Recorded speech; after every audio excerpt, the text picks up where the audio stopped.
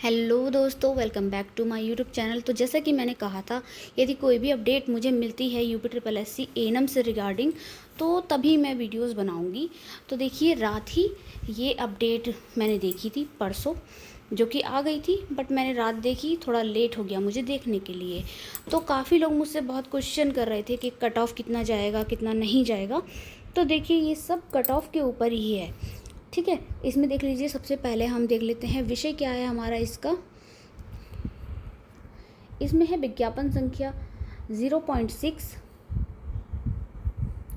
महिला स्वास्थ्य कार्यकर्ता परीक्षा के अंतर्गत। तो इसमें हमारा कट ऑफ का क्लियर दे दिया है इन्होंने, ठीक है।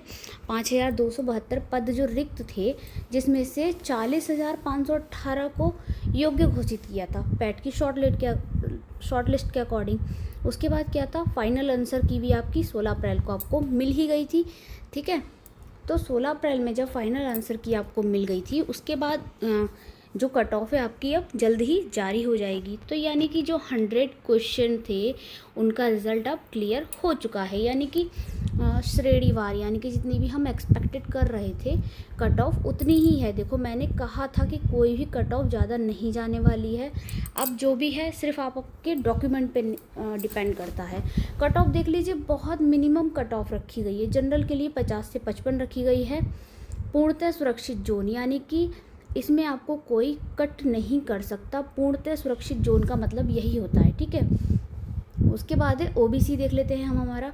तो ओबीसी 47 से 52 रखा है, सुरक्षित स्थिति, ठीक है।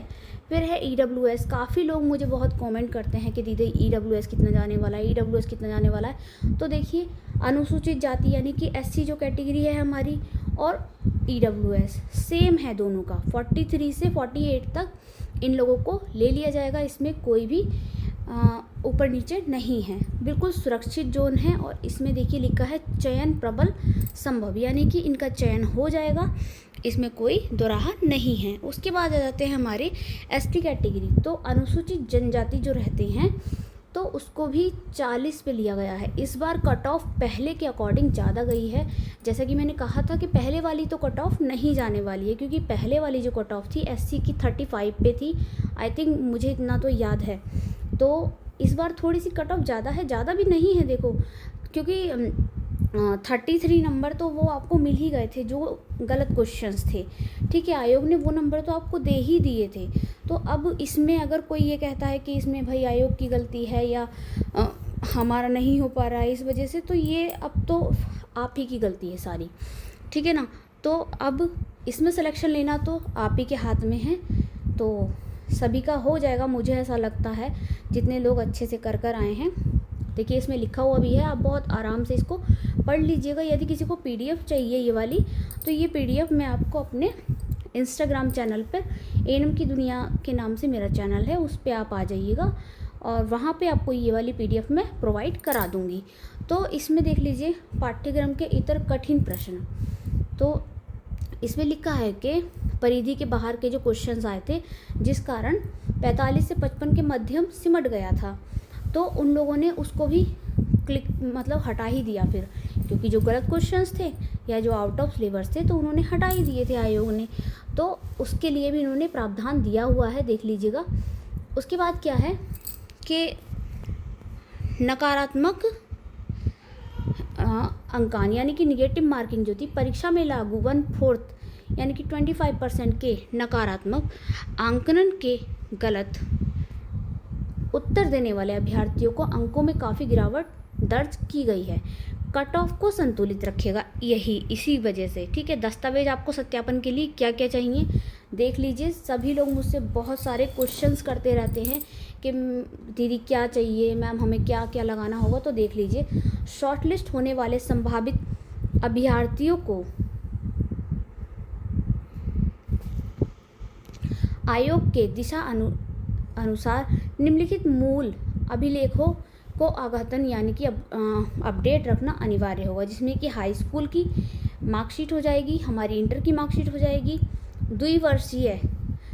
अब इसमें बहुत ज़्यादा कन्फ्यूजन रहता है सभी को। तो देख लीजिए, सबके में यदि 24 मंथ लिखा है तो उसको नहीं चाहिए 6 मंथ का अलग से सर्टिफिकेट ट्रेनिंग वाला, ठीक है। यदि किसी के में 18 महीने लिखा है तो उसको चाहिए होगा, ठीक। अब आगे बढ़ जाते हैं हम। फिर हमें और क्या चाहिए होगा, उत्तर प्रदेश नर्स और मिडवाइफ काउंसिलिंग लखनऊ में अभ्यर्थी का वैध व जीवित एक्टिव पंजीकरण प्रमाण पत्र, यानी कि ये हमें मेरे टाइम पे तो ये लखनऊ से ही मिलता था, बट अभी का मुझे नहीं पता है क्योंकि मेरा 2015 में हो गया था एनम, तो तब तो ये लखनऊ से मिलता था। बट अभी मैंने ये सुना है कि ये जो है ऑनलाइन सब घर पर ही आ जाता है, तो रजिस्ट्रेशन हमें चाहिए होगा, ठीक है। फिर है उत्तर प्रदेश अधीनस्थ चयन द्वारा जारी पैट का वैध स्कोर कार्ड, जो कि मैंने काफ़ी जो मेरी बहनें हैं उनको मैंने खुद भी निकाल के दिया है और बताया भी है कि किस तरीके से निकल जाएगा। जिनके नहीं है निकले हुए निकाल के रखिए। यदि QR कोड वाला भी आपको मिल रहा है तो वो भी आपका वैलिड है, वो भी चल जाएगा। उसके बाद आ जाते हैं डोमिसाइल, यानी कि आप कहाँ के मूल निवासी हैं, तो यूपी का मूल निवासी होना बहुत ज़रूरी है। सक्षम प्राधिकारी द्वारा डिजिटल जाति प्रमाण पत्र, ठीक है। तो आपको कास्ट सर्टिफिकेट भी आपका लगाना होगा क्योंकि आपको कैटेगरी चाहिए SC ST या फिर OBC या जनरल, तो उसके लिए लगाना होगा। फिर है EWS प्रमाण पत्र, जिनके पास है EWS तो वो अपना EWS भी लगा सकते हैं। तो देख लीजिएगा, मैंने आपको सारा डॉक्यूमेंट्स भी बता दिया है। उम्मीद करूँगी अब आपका कोई क्वेश्चन ना रहे। यदि फिर भी कोई क्वेश्चन किसी के मन में रह जाता है तो प्लीज़ कमेंट करिए, मुझसे पूछिए, मैं आपको ज़रूर आपकी समस्या का समाधान करूँगी। और इसी तरह से अगली नेक्स्ट किसी नई अपडेट के साथ मिलते हैं आपको अपने इसी चैनल पर। तब तक के लिए आप लोग अपना सारा कुछ तैयार करके रखिए। और हाँ, काफ़ी लोग कहते हैं कि मेरे नाम में कुमारी लगा हुआ था, मेरे जो अब एनम का डिप्लोमा है या सर्टिफिकेट है उसमें कुमारी नहीं है, या मम्मी पापा के नाम में था। तो देखिए, इन सब चीज़ों के लिए एफिडेविट लग जाता है और कुमारी से कोई भी फ़र्क नहीं पड़ता है, क्योंकि मेरे भी हाई स्कूल में कुमारी था, बट मेरे जो एनम के जितने भी डिग्री डिप्लोमा हैं उनमें किसी में भी कुमारी लगा हुआ नहीं है। तो इसलिए इस चीज़ को लेकर तो टेंशन बिल्कुल ना लीजिए, ठीक है। बाकी अपना माइंड स्टेबल रखिए, सभी लोग अच्छा सोचिए, अच्छा हो, क्योंकि कट ऑफ इतनी हाई गई नहीं है, तो सभी का हो जाएगा और आप सभी लोग मेरी तरह एक सरकारी एनम बन जाएंगी। तो चलिए, मिलते हैं आपसे अपनी अगली किसी नई वीडियो में नई किसी अपडेट के साथ। तब तक के लिए धन्यवाद।